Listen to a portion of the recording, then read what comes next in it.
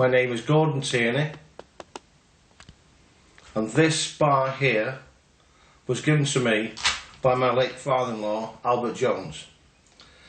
He was a prison officer at Manchester Strangeways, and when he was a young prison officer in the late 60s, he was given the challenge to dismantle the gallows, which the government did away with.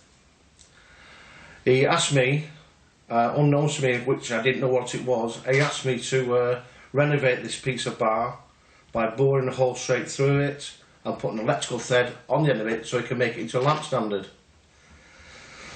When he actually went for a pint with him one afternoon, 14 years later, he said to me, "Do you remember that bar you did for me, Gordon?" I said, "Yeah, distinctly. I could have thrown it in the bin."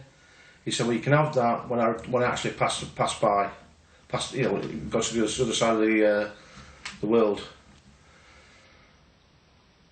Albert passed away, and then a month later, I went into his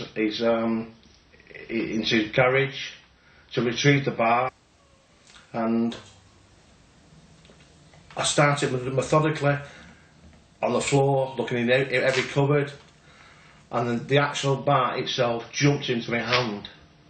This bar is the actual handle what Pierpoint and James Ellis, the Rochdale hangman, used to pull to execute the prisoners who had committed bad crimes, murder cases mostly.